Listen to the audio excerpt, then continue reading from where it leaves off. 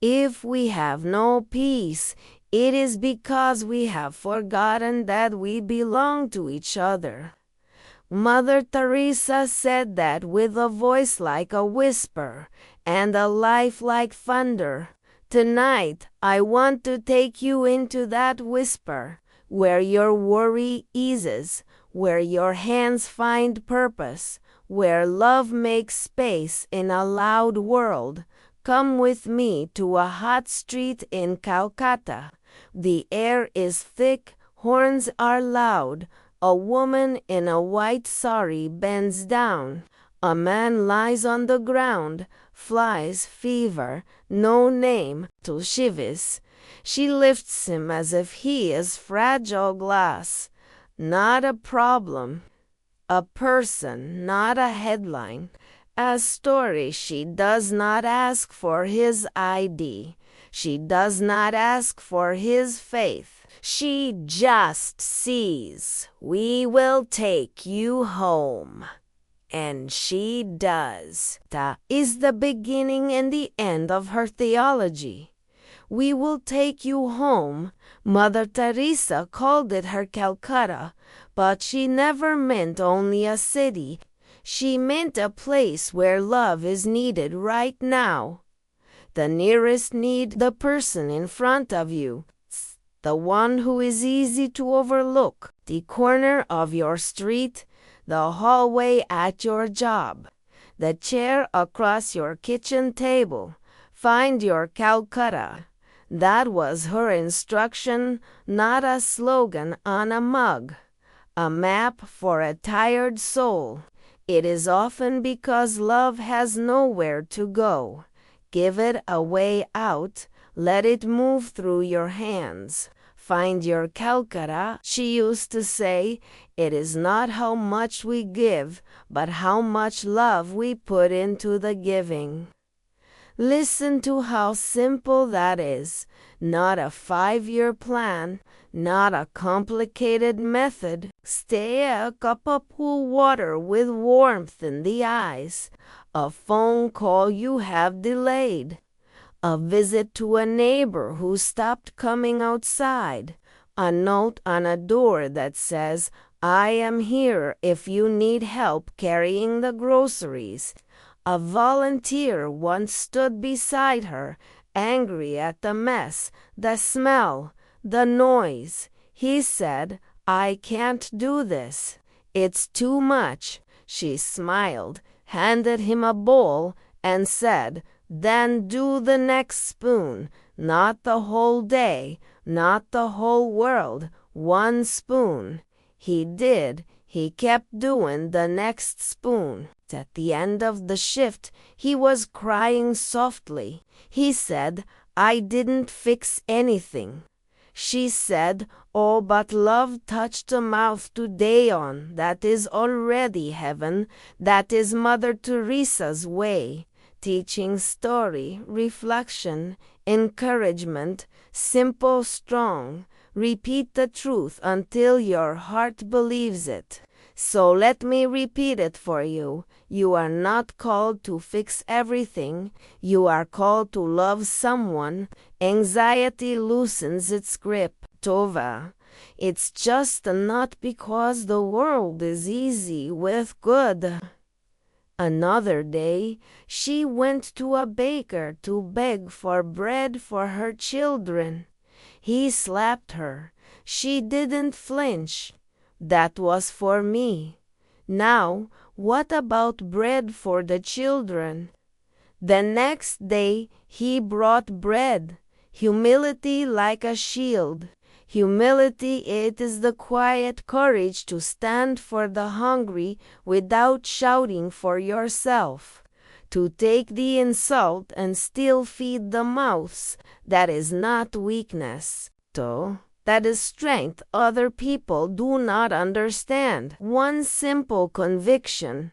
Jesus is hidden in the distressing disguise of the poor. You do not have to share her faith to feel the weight of that sentence. It is a way of seeing a new pair of glasses. To see a precious, you are precious. You are someone's son, someone's daughter, not disposable, not a task, a miracle in worn-out shoes. In her chapels, a line hung above every altar, I thirst. 2 words, Jesus from the cross, and what he says in every hungry face, I thirst for love. I thirst for your time. I thirst for your presence. That is why silence mattered to her, not to escape people, to listen for the thirst of God in the cries of the poor.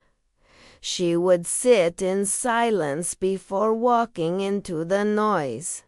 The stillness was not the goal. Stillness was the fuel. Try this tonight. Before you sleep, close your eyes, whisper, I thirst, not as a demand, as a reminder. There is a thirst deeper than yours calling to you. It is love asking for love. When you wake tomorrow, look for one person who is thirsty for kindness, one person who needs your full attention for 5 minutes. You will feel the fog lift. You will feel the fog lift. You will feel the room widen. Do you remember the man she carried from the street in her home for the dying? He was bathed, given medicine, to slowly, gently, as if time itself had slowed down to match his breath. Before he died, he said, I have lived like an animal in the street, but I die like an angel, loved and cared for. That line became a lantern for her, too. It has become a lantern for me. A life can be turned by a few hours of tenderness. Do not underestimate the mercy of one day. We move to a second teaching. Many people asked her mother, how do you stay strong? God has not called me to be successful. He has called me to be faithful. Write that on your heart, because the weight you carry might not be the weight of success. The pressure to prove is the fear of failing, the constant comparison. Faithfulness cuts the rope. Small yeses day after day. That is the way. She loved the poem that hung on a wall in her home. It listed hard truths.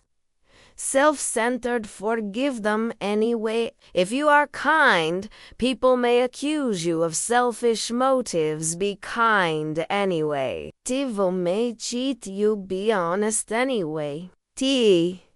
Give the world the best you have, and it may never be enough.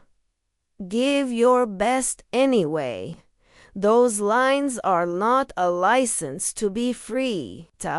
You do not live for applause. You live for love. Maybe you don't have time to volunteer for a parent, for yourself. She would say, then do holiness where you stand. Wash the dishes with a full heart. Fold the laundry with a prayer for the person who will wear the shirt. Drive to work and bless the drivers around you. Bring order to a desk and say, this is for the poorest person I will meet today, so I can be present to them when they come. She said, peace begins with a smile, not because smiles are magic, because a smile says, I see you and I will not harm you. Try it in your home. Try it when you open the door. A soft face changes a room faster than a loud lecture. A gentle tone turns a corner faster than a perfect plan. A smile is a seed. If, let's be honest, she was not naive. She faced critics and scandals and systems bigger than any one woman. She did not confuse smallness with safety. She knew love will break your heart. She knew sometimes you will be exhausted, misunderstood, misused. Cheta? She knew you will sometimes fail. But hear her again. Be faithful, not successful. The harvest is not your job. The sun is I want to tell you a quiet story. A wealthy woman visited the home. She brought a camera and a list of reasons she couldn't stay long. They asked her to help bathe an elderly woman whose skin was fragile as paper. She hesitated. The smell of medicines, the fear of doing it wrong. Then she began. Warm water, a cloth. Slow, gentle, something changed in her eyes. At the end, she asked for a chair. She wanted to sit by the bedside for a while. I think I needed a break from my life. I think I needed a person. Love reopened a door in her. She found her Calcutta in that room. Where is yours? Maybe it is a name on your phone, someone you have delayed calling. Maybe it is a hallway you walk every day, the coworker who eats alone. Starved for patience. You are not a machine. You are a soul with hands. You can carry peace into a small corner today. She said, if you can't feed 100 people, then feed just one. That is not settling. That is strategy. Love is built like a house, brick by brick. Put it with care. Put it for someone who cannot pay you back. And watch what happens to the house inside your chest. It gets larger, the windows open, the air changes. Halfway through this reflection, I want to ask you something. Where is one small corner that could be your Calcutta this week? Share a name or a place in the comments. Your story might help someone else find courage. Consider staying with us step like so more people find it, and subscribe so we can keep walking this road together. She spoke often about dignity, not as a theory, as a practice. Hold a hand as if it were a relic. Learn a name as if it were a prayer. Bora a body with a blanket as if you were clothing a king. Dignity is not extra credit. Dignity is the class. She said, the most terrible poverty is loneliness and the feeling of being unwanted. You can be the antidote, not by fixing someone's whole life, but by making sure no one near you feels invisible. Silence, again, not to withdraw, to listen.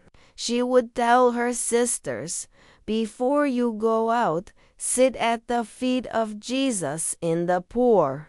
Sit in silence and let your heart be washed. Then go, stay. If quiet chair with the light through a window, 2 minutes, breathe, let your shoulders drop. Say, this day is yours. Show me the person, then rise and look for the person. I need to say this because some of you carry shame. You think you should be doing more. You think if you were better, you would change the world. Mother Teresa would take your face in her hands. She would smile and say, God does not ask for success, only for faithfulness. Do the good you can do. Leave the rest. The world is not saved by your worry. She loved simple gestures, a clean bed, a glass of water, a steady gazi. Those were her sacraments, the holy things of the everyday. You can bless a room with your attention. You can bless a schedule by interrupting it for mercy. You can bless a house by praising quietly the people inside it. Praise is not flattery. Praise is truth spoken aloud with gratitude. One evening, a sister complained, I am so tired, Sturdia. I have no time for prayer. Mother Teresa did not scold. Pray more, not longer, deeper. How? By making your work your prayer. Fold it with love. Every email you write it with patience. Prayer is not a feeling, it is an offering. She had a laugh that surprised people. It came out bright and quick. Joy was not a reward for her, it was a tool. Joy turns strangers into friends. Joy confuses darkness. Tiva, she told her sisters, give until it hurts, and then give again until it no longer hurts, but becomes joy.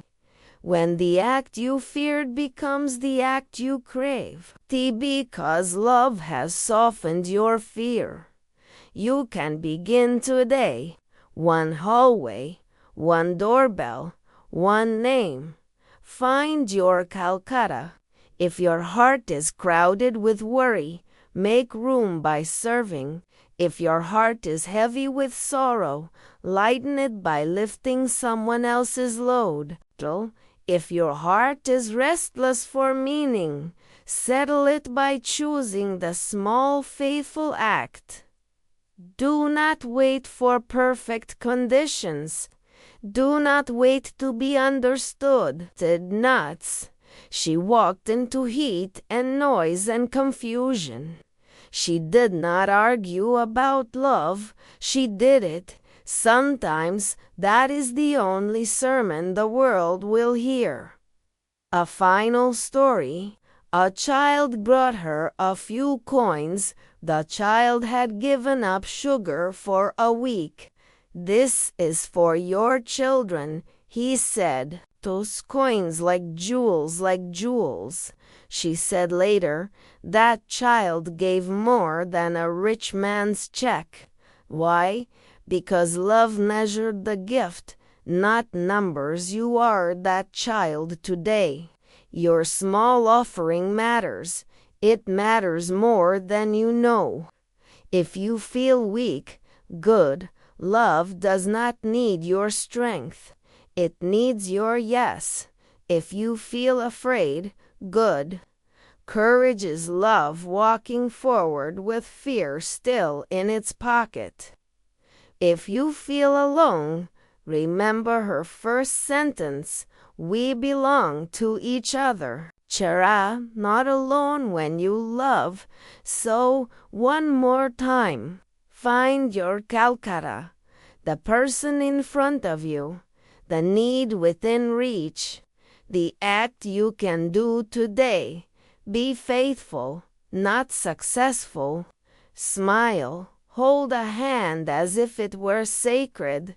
Give the next spoon, and when you are done, rest. Heaven does not rush. May a gentle peace find your home tonight. May a small act open a wide door. May your fear melt in the warmth of mercy. there may you discover what she discovered, that when you love the person in front of you, God comes close and the world begins quietly to heal.